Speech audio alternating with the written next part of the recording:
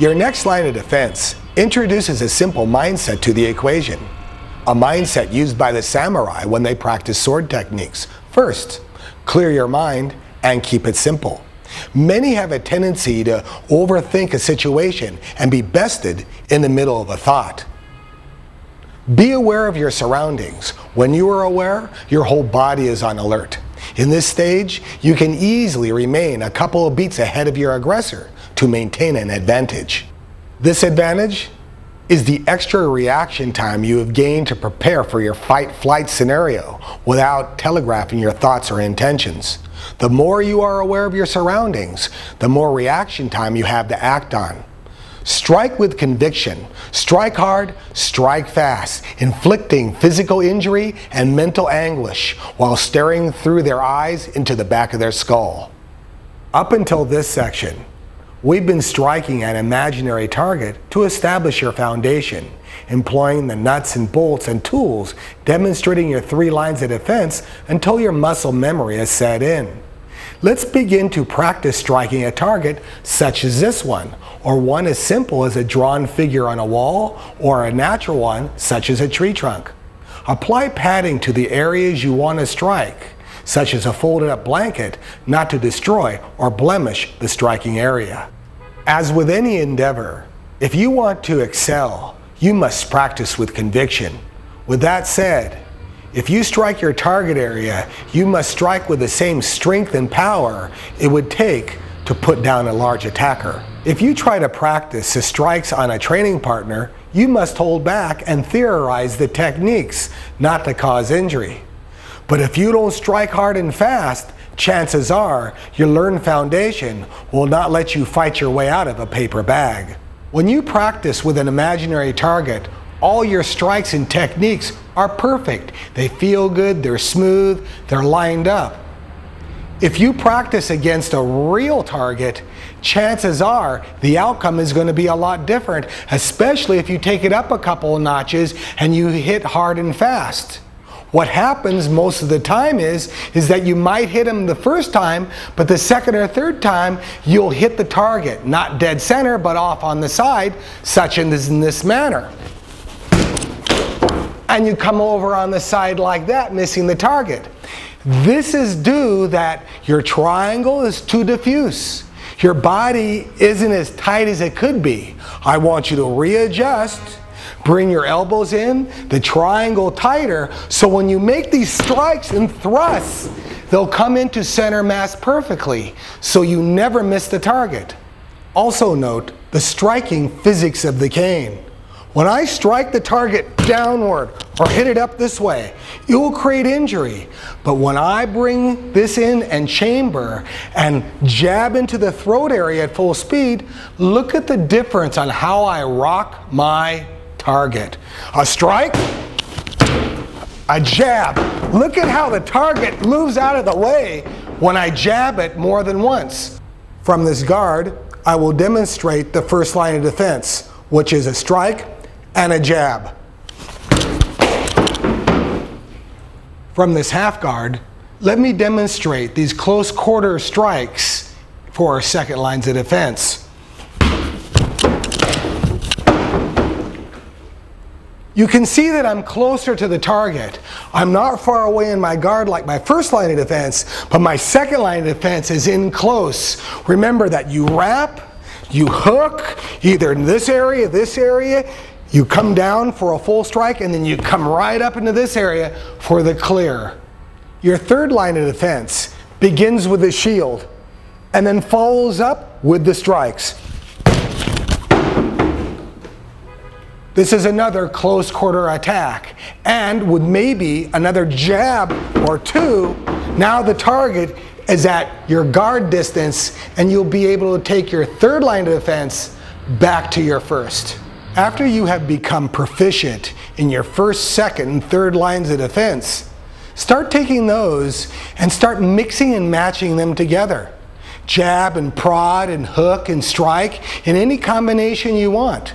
Make sure though that your elbows are in, your triangle is tight, your foundation is good, and your target is always kept at bay. With everything understood and practiced, Now start trading out the different techniques for different ones or combinations. Adding this here, subtracting that there. Try playing around with the different strikes, hooks, jabs, and move around, hitting the target a little bit more, but not slow. I want you to start hitting the target a lot faster and harder so you get a good, strong workout and a sweat. Ha! Ha! Ha! Cha! Cha! Hoot! Sa! Ta! Ta! Ta! Yeah! Yeah! Take them off stage. Perfecting your foundation and honing your first, second, and third lines of defense will empower you to go wherever and do whatever you like. Our first, second, and third lines of defense have used the center mass area for a target. Our head, shoulders, chest, the arms. Let's talk in a little bit more detail about the soft tissue areas. At the very beginning, we have to remember that, hey, your shots are going to be sloppy and off target. Therefore, when you keep your elbows in, your shoulders together, a good strong triangle, you can start working for center mass. Later, after your muscle memory is set in and you can be a little bit more selective, let's work on the soft tissue areas. You can hit them not as hard. You don't have to hit them as hard as you can though, like you did in the chest. You can get out there and poke them in the eye. You can get in there with just a little bit of power, depending on how much strength you have in your arms, depending on your condition or injury.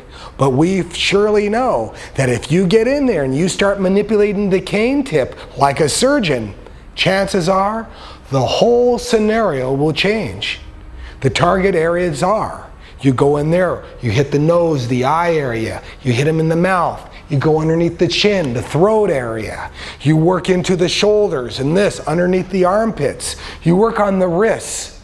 Later when you get below the belt, you work in the crotch and the groin area. Now a lot of people protect those areas, but when you're sitting down in a chair and you're holding the cane, you can easily pull the crook up or come in here and go ding and hit him in the groin area or shins and knees very, very easy. The samurai, who fought in many battles, had to attack and defend in many interesting ways. Of course, they used a sword and spear. But during their battle, if they had a sword in hand, they're swinging it around, practicing their technique, trying to go in for the kill, and for some reason, they swing or zig when their opponent zags, they drop their sword or cane. What did they do next? They didn't just stand there and look stupid. Without missing a beat, they went on to their next barrage of attacks. Since you're open hand, keep it open hand. Because you can't look around for another instrument. That window of opportunity is gone. What I'd like you to see is, since you know the soft tissue areas a little bit more, use your forearms like the cane and your fingertips like the tip of the cane. Lift your arms up, keeping your elbows in, and attack the different soft tissue areas. Jab them into the eyes with the side of your fingers. Come in and throw this into the throat. Bring your other arm in with your elbows close and hit him over in the side of the ear. And just pummel to his face and soft tissue area. Chances are, if you can get a finger into his eye, he's not going to look happy, but he can't see anyway, holding his eye as it's draining all over his cheek. Remember, if you lose your weapon, don't stop and think. Continue the process of attack, because if you stop, your attacker won't. Being aware of the situation is probably your best asset, although a lot of the times we are taken off guard because we are preoccupied. In our second line of defense, we notice that we do a half guard. We hunker into it and keep the triangle really tight, like a bumper. Well, what happens if the guy comes in and he's too close? Hey, when you're taken off guard, you're taken off guard. When he comes in and throws himself on you, you really can't execute a strong technique to take care of the situation. So here you are, the guy's against you and you're stuck and you can't strike and you can't hook. What should you do? Well, I learned this in judo. If you can't throw the guy the first time, dig your leg in and try to do it 3 or 4 times to get a good foothold so you can throw him. I want you to do the same thing with the weapon. If he's grabbing onto you and you can't get up very much movement going, then act like a vibrator from hell, moving up and down like this, with about 6 or 7 moves of you scoring into the side of his stomach and chest and coming down and beating on the head a little bit. With just this little movement here, you can see that he'll probably retreat at least a step so you can get into that chamber and then wrap and then stab and then take it back to your first line of defense. As I mentioned earlier, if you use a cane because of an illness, a condition, or an injury, chances are you can't thrust, hit, or practice any technique with one arm. You'll probably have to use 2 to make sure you don't have injury to those areas. But just in case you're not of that condition and you're able to use one extremity to execute a technique, that's great. Let's work on that for a second.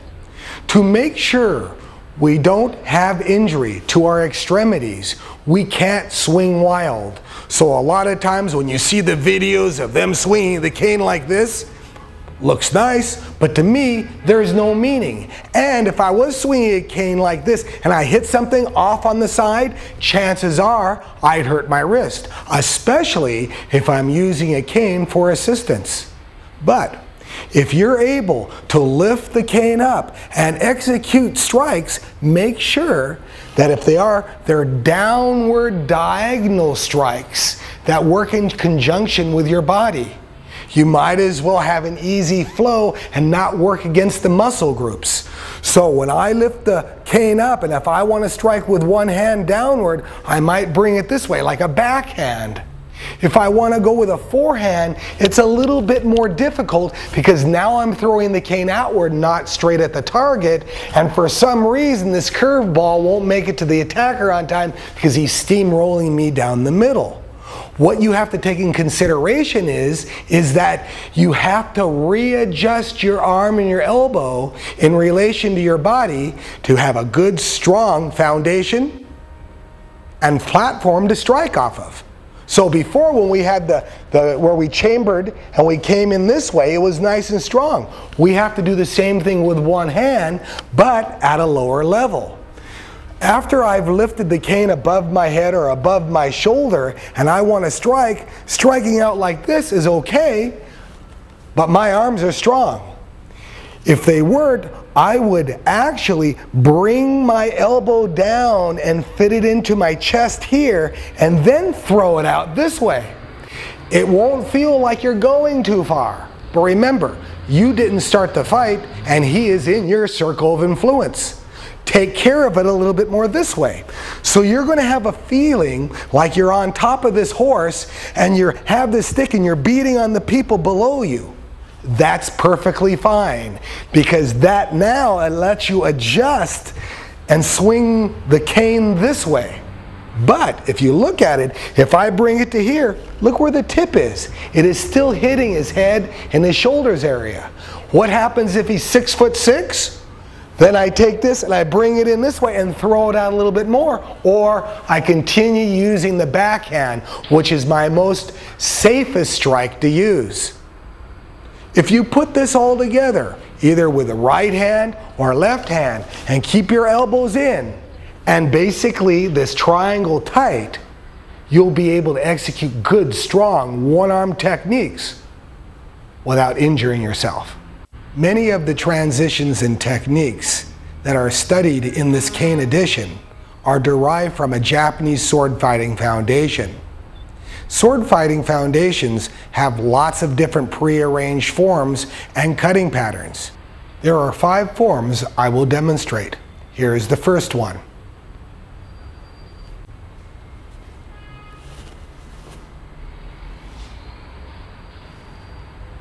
The second form.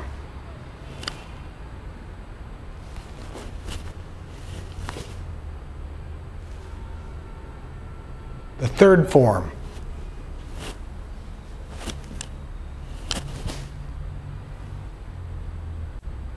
The fourth form.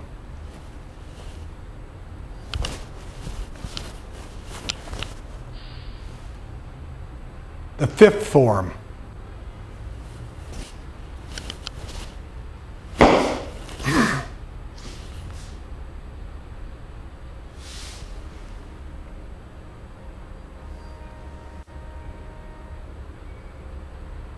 Practice these 5 forms until they're set into your muscle memory. These basic sword strikes and foundation will help you understand the cane and manipulate your cane technique at a much stronger pace. When you are in a relaxed state and the figure or your attacker is watching you, he might not be seeing a strong individual. He might be seeing someone that's weak and easy pickings. A hamster, easy for the taking. You have to remind yourself, yeah, you could be a furry little hamster and a real weak one at that. But there is one thing that you must remember. Look back into your young age and you remember when you had a rodent in a cage? And sometimes you put your hand in there, and even though he was small and furry, he bit your finger or your hand, you pull it out fast, and you never put your finger back in that cage again. Remind your attacker, you might be a furry little hamster or rabbit, but you got big teeth and you bite hard.